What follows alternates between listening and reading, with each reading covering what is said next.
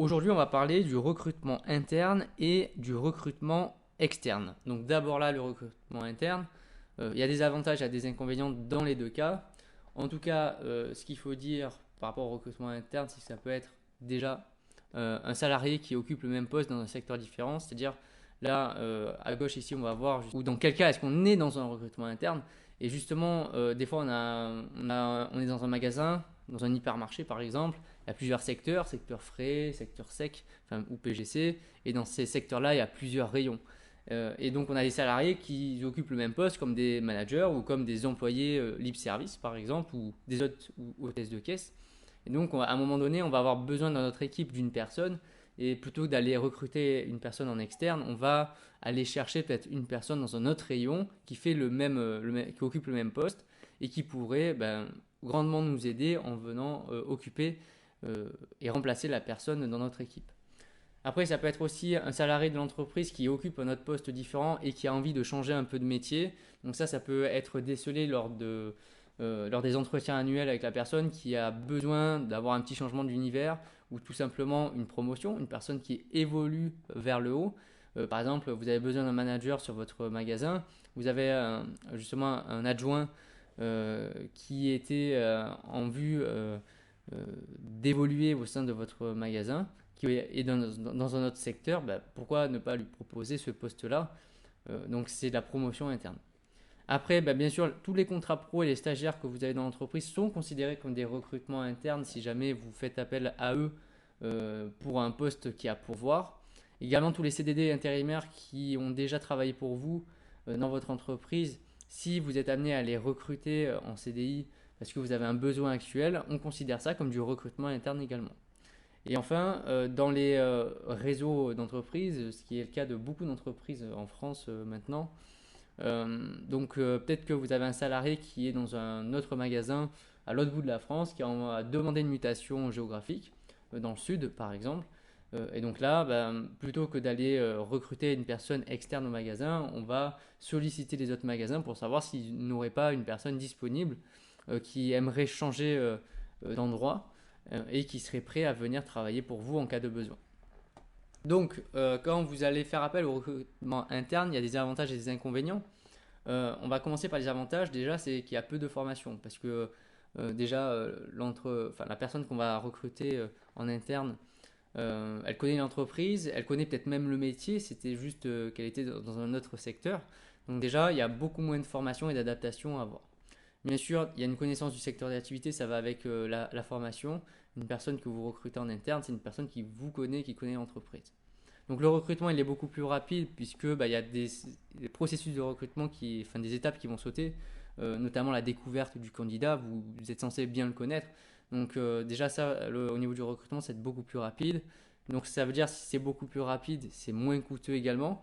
Du fait que c'est plus rapide et aussi du fait qu'il y ait beaucoup moins de formation puisque la formation a quand même un certain coût.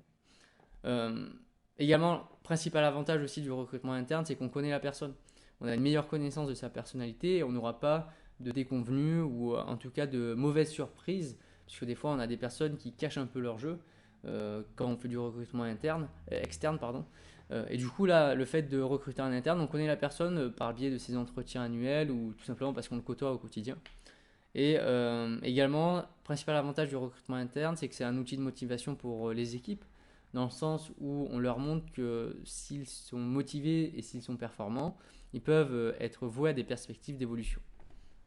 Maintenant, au niveau des inconvénients du recrutement interne, déjà, c'est qu'il va falloir prévoir le remplacement de la personne qui prendra le futur poste. Bon, par exemple, vous avez un poste de manager qui est disponible, vous allez chercher le manager d'un autre magasin qui appartient au même réseau. Ce manager-là qui va venir pour vous, il va falloir prévoir son remplacement dans l'autre unité commerciale. Donc ça, c'est toute une organisation à mettre en place. Également, inconvénient, c'est qu'il y a peu de sang neuf, de nouveautés. C'est-à-dire que la personne qu'on va recruter en interne, elle n'a pas ce regard externe de l'entreprise. Et donc, elle sera toujours formatée par le biais de l'entreprise elle-même, de son mode de fonctionnement. Donc, il n'y a pas de nouveauté, d'autres regards extérieurs. Après, il peut y avoir des tensions dans l'équipe. de jalousie. Donc ça peut être, comme on a dit auparavant, un outil de motivation, le fait de pouvoir évoluer. Par contre, ça peut être aussi un outil de tension, puisque une fois qu'il y a une personne qui va évoluer, il va commencer à avoir de la jalousie qui peut se créer au sein des équipes. Et enfin, autre inconvénient du recrutement interne, c'est que des fois, si on est exclusivement dédié à ce recrutement-là, on n'a pas forcément tout le choix du marché. Donc ça veut dire quoi? Ça veut dire que peut-être que la personne qui est actuellement dans l'entreprise, elle n'a pas toutes les compétences requises pour occuper le poste. Donc ça, en tout cas, au niveau des choix de recrutement, c'est assez restreint. Maintenant, on va parler du recrutement externe. Donc, c'est bien sûr l'inverse du recrutement interne. Donc, recrutement externe, on va recruter en dehors de l'entreprise, donc des nouveaux talents. Alors, ce qu'il faut savoir, c'est que les avantages et inconvénients, globalement, c'est l'inverse du recrutement interne. Donc, typiquement, en recrutement interne, on avait un avantage, c'était le coût de recrutement qui était plus faible, parce que le temps de formation était plus rapide. Là, en recrutement externe, forcément, le coût de recrutement sera plus élevé, parce que le temps de formation, notamment, sera plus élevé. Donc, où est-ce qu'on va pouvoir poster des annonces de recrutement et quelle méthode est-ce qu'on va utiliser pour trouver des candidats? Donc, bien sûr, il peut y avoir bien sûr toutes les petites annonces, donc sur la presse qui existe encore, bien sûr, mais aussi sur tous les sites internet et sites internes spécialisés dans le recrutement comme Indeed par exemple ou Monster. Il y a vraiment plein de sites existants. Vous avez aussi des organismes publics comme Pôle emploi où vous allez pouvoir mettre votre annonce et donc toucher un certain nombre de personnes.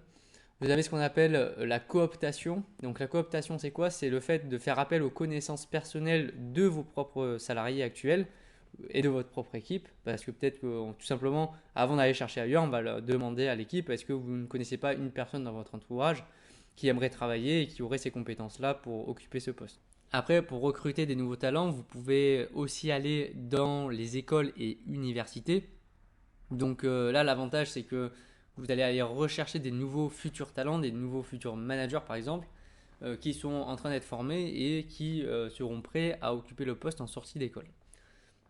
Après, vous avez aussi les cabinets de recrutement. Donc là, c'est une méthode qui est coûteuse puisque on va devoir payer des honoraires à ce cabinet pour pouvoir utiliser déjà leur expertise et leur temps qu'ils vont mettre à disposition pour trouver nos propres candidats.